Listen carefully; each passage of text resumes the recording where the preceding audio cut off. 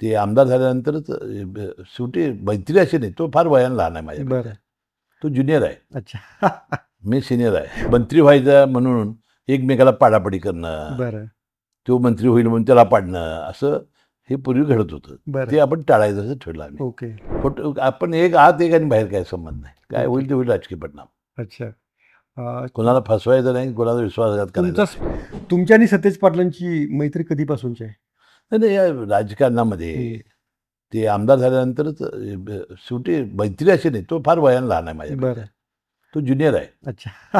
मी senior आहे बरोबर. वयानंही आणि आणि राजकारणात. काही बरं का, बरोबर, अगदी खरी गोष्ट आहे. आणि मग आम्ही मग त्यांनी जे काय झालं की भारतीय जनता पक्षाचं 5 वर्षाची सत्ता यावेळी होती, त्यावेळी आम्ही दोघांनी ठरवलं की यावेळेला आपण एकत्र काम करायचं. 2014 ते 19च्या दरम्यान त्यावेळेला आम्ही ठरवलं की आम्ही एकत्र काम करायचं. काय व्हायचं की मंत्री व्हायचा म्हणून एकमेकाला पाडापाडी करणं, बरं. तो मंत्री होईल म्हणून त्याला पाडणं, असं हे पूर्वी घडत होतं. बरं. ते आपण टाळायचं असं ठरलं आम्ही. ओके.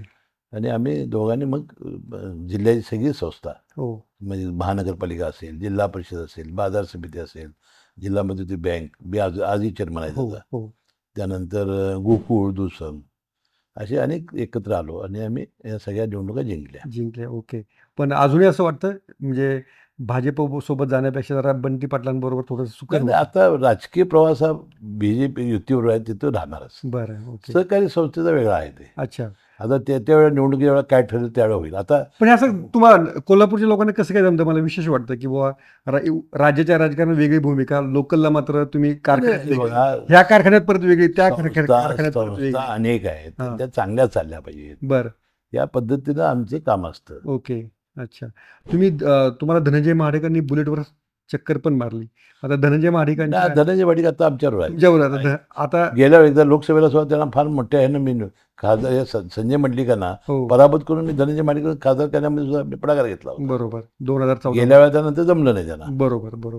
मग आता तुमची डबल जी बुलेट चालली होती ती आता पुढे चालू. हे बघा, आता आमची युती आहे, युतीबरोबर आमचं हे आहे. बरं. ती युतीवर आमचं राहणार. ओके. आणि तुमचा जो स्वभाव तुम्ही मागे सांगितलं, जे ठरवलं तेच तुम्ही करता. नाही, खोटं आपण एक आत एक आणि बाहेर काय संबंध नाही, काय होईल ते होईल राजकीय परिणाम. अच्छा. कोणाला फसवायचं नाही, कोणाला विश्वासघात करायचा. तुमचा स्पष्टपणा इतका आहे की जेव्हा जितेंद्र आव्हाड यांच्या ज्या मनुस्मृतीबद्दलचा वाद झाला तेव्हा तुम्ही भुजबळ साहेबांना टीका करायला तुम्ही मागे पुढे नाही पाहिलं की नाही, भुजबळ टीका नाही मी टीका नाही, पण थोडंसं त्यांना तुम्हाला ते पटलं नाही, तुम्ही ते बोलून दाखवलं असं म्हणूया आपण. मी टीका नाही केली. ते मनुस्मृतीच्या आहे ना, त्यांचं म्हणणं असं होतं की जितेंद्र आव्हाड आणि डॉक्टर बाबासाहेब आंबेडकरांचं त्या महाडला फोटो तो फाडला आणि जाळा. वास्तविक तो फोटो छापायची गरजच नव्हती. बरोबर. कारण तुमच्या हातात ती मनुस्मृती होती, तीच जाळायची ना. बरोबर. ते डॉक्टर बाबासाहेब आंबेडकरचा फोटो आणि आपण काय करतोय त्याला भानच राहिलं नाही. बरोबर. ते फाडून तुकडे केले, पायात घातलं. मला ते आवडलं नाही. डॉक्टर बाबासाहेब आंबेडकरचा फोटो छापायची गरज नव्हती, ते फाडून असं पायाखाली घ्यायची गरज नव्हती, जाळायची गरज नव्हती. तो विषय भुजबळ साहेब डायव्हर्ट करतायत म्हणून त्याला म्हणतो की बाबा ते त्याला सुनवा ना, त्याला हे बरोबर नाही केलं.